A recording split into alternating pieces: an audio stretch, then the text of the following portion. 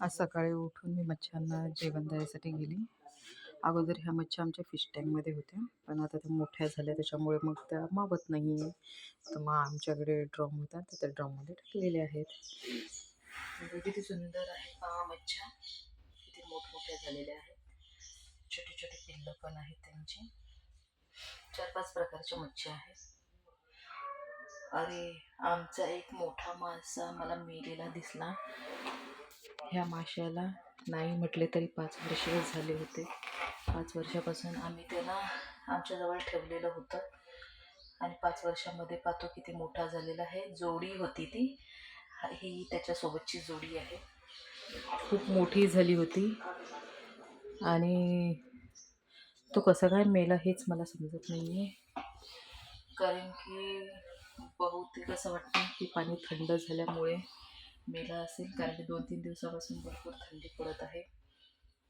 आता याला काढावं लागेल. मला इतकं दुःख झालेलं आहे की मला रडायला येत आहे. माझ्याकडनं रडू आवरल्या जात नाही आहे, कारण की खूप छोटी होती ते. एकदम आपलं जे बोटाचं सुरुवातीचं कांड असतं तेवढेच होते ते. तर आता तेवढ्याचे एवढं मोठे होऊन जर हे असे आपण लहानाचं मोठं करून असे जर मेले तर खूप दुःख होते. मला इतकं दुःख होत आहे. पण आता हा ड्रम पण टँक मोठा आहे त्याच्यामुळे मला काढता येणार नाही आहे. आता ते घरी आले की त्यांना सांगावं लागेल काढायला. ते आता शॉपमध्ये गेलेले आहेत, ते येतील तेव्हा काढतील त्याला. माझा हात पण पुरत नाही आहे आणि टाकं पण खूप मोठं आहे. तो पाहतो कोपऱ्यामध्ये आहे. तो शार्क मासा आहे. तर शार्कची आम्ही 2 जोडी आणली होती. हा एक आहे आणि त्याच्या जोडीचा हा एक होता. किती मोठे झाले होते पाहते. नाही म्हटलं तरी अर्धा किलोचा एक झाला होता. इतके मोठे होऊन जर ते आपल्या इथे म्हणजे असं झालं त्यांच्यासोबत तर खूप वाईट वाटते. बरं, पाहून त्यांना खूप खूप दुःख होत आहे. पण आता करू तरी काय.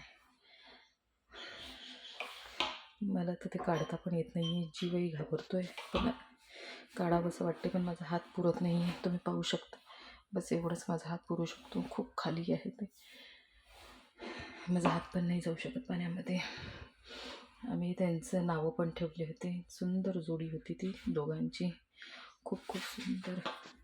हा चिक्कू मासा आहे, तो तिथे पाईपाच्या इथे बसलेला आहे. थंडीच इतकी पडत आहे 2-3 दिवसापासून. असं मला तरी वाटतं की थंडीमुळे मेला असेल तो. बघू आता ते बाहेर ते आले की काढतील त्याला. काढल्यावर दाखवेन मी तुम्हाला किती मोठा होता. पण खूप दुःख होत आहे मला.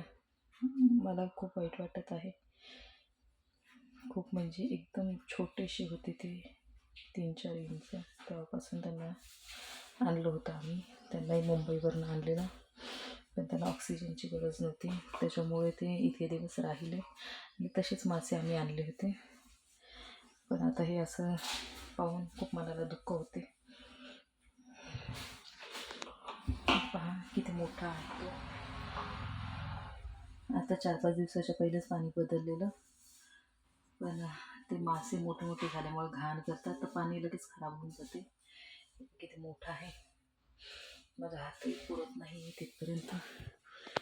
ते आले की मी दाखवेन तुम्हाला त्याला काढल्यावर. खूप खूप खूप खूप वाईट वाटून राहिलं आहे मला. खूप दुःख होते. पण आता काय करू समजत नाही. हे बाकीचे पण आहेत, हे छोटे छोटे, हे नदीचे मासे आहेत. असेच मासे आम्ही आणले की त्यांना ऑक्सिजनची गरज नाही. पण खूप दुःख होऊन राहिलं. आपण एखादा प्राणी पाळतो, पशु पक्षी जेही पाळतो ते लहानाचं मोठं करा आणि त्यांच्यासोबत जर असं झालं तर खूप दुःख होते. आमच्याकडे पहिल्यांदाच असं झालं आहे की एवढा मोठा मासा मेला. खूप खूप दुःख होत आहे मला. पण आता करणार तरी काय. आता घरामध्ये पण कोणी नाही आहे की तो एवढं हे करू शकेल. मी तुम्हाला दाखवते किती मोठी टँक ही 500 लिटरची टाकी आहे.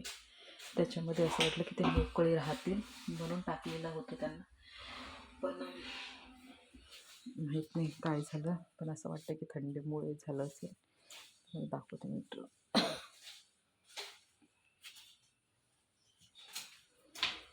हे का, एवढा मोठा ड्रम आहे, एवढा मोठा ड्रमात टाकलेले आहेत ते. पण खूप खूप खूप वाईट वाटते. बघू आता ते आले की दाखवते. माझ्याकडनं रडणं आवडत नाही, कारण की खूप जीव लावतो आपण. माणसापेक्षा प्राण्याला जीव कधीही लावला तर तो इमानदारही राहतो आणि आपल्याला खूप काही न देता भरपूर प्रेम देऊन जातो. त्याचंही उदाहरण आहे.